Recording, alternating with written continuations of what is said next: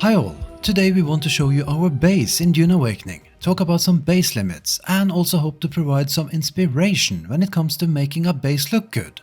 Not only from the outside, but also from the inside. Now, we built our base up here on the shield wall, not only because it's a convenient location, and it's probably the real reason if we're honest, because the view is amazing. Now, this is our personal base for two and not a guild base. What we wanted to achieve here was something that allows us to house all of the highest tier workstations, our top-tiers and buggy, and at the same time it should be a cozy base too, one that feels lived in.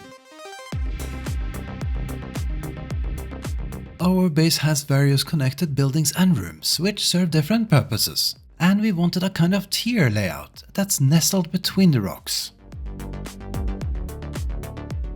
The cliff-facing side is mostly for the view and has spaces for relaxation and entertainment. If you know our channel and have watched some of our base building videos for other games, you will know that we love to decorate and make places feel real, not just an empty box. That's not always easy, depending on what features a game has and how flexible it is, but in many cases it can be achieved by giving rooms a real purpose, even if it's just visually.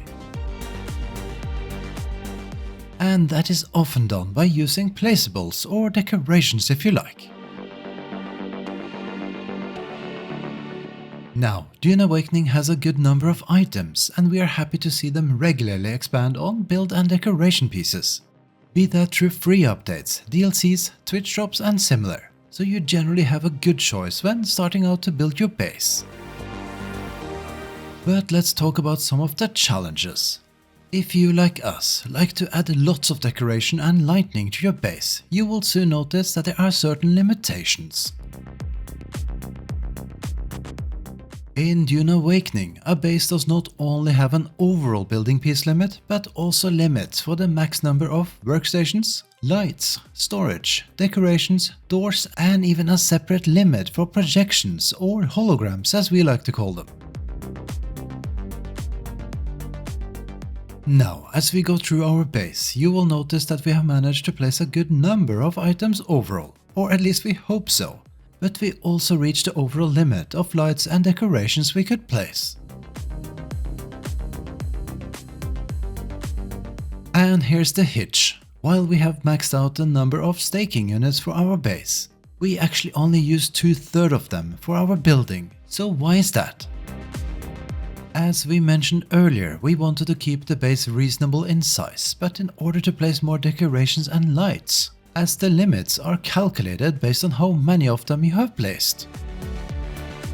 The max limit in this case is 700 decorations, 60 lights and 20 hologram projections. This might at first seem like a lot, but believe us when we say it isn't. For instance, we would have liked to add more lights to some of the outdoor areas of our base, as well as several further rooms, but unfortunately we simply can't add more. So yes, we hit the limit, and that while only using around half of the building pieces we could. Our base could have easily been the double of this, but we'd have the same decor and light limit, making it hard to decorate for sure. There are of course some tricks how you can make your base feel less like a dark box. For starters, try to break up some of the areas and play with natural light. Our inner courtyard is a good example. We wanted something that felt like a safe haven to relax in, while still capturing the vibe of an outdoor space. While it has no functional purpose, the pentashield is providing protection and acts like a natural well of light. If you have the Caladan Palace set that's included with the Ultimate Edition of the game, or the observer pieces from the Twitch drops, you can also make use of the ceiling pieces that have some inbuilt light. Unfortunately, the visible distance of the light is highly limited, but these pieces can work well in smaller spaces as well as some other scenarios. Using them won't count towards your light limit and will help you brighten up areas of your base. So yeah, well, the building system in Dune allows for a lot of creativity and can be a lot of fun. Don't forget about those limits and think about ways how you can optimize your deco and lights when planning your base. Now, while we walk you through a few more areas of our base, don't forget that there's currently a free weekend, and if you or some of your friends haven't purchased the game yet, then you could simply play it for free and try out some of the building system for yourself. There are no time limits or content restrictions, so that's a great opportunity to get a feel for the game.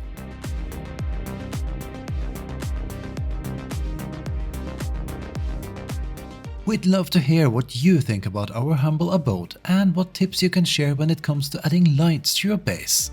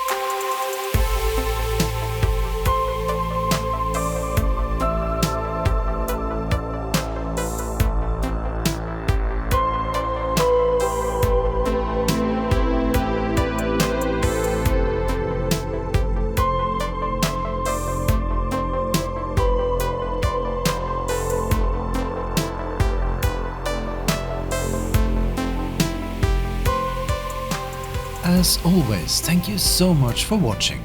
And don't forget to leave a comment, give us a thumbs up, subscribe or become a member of our channel.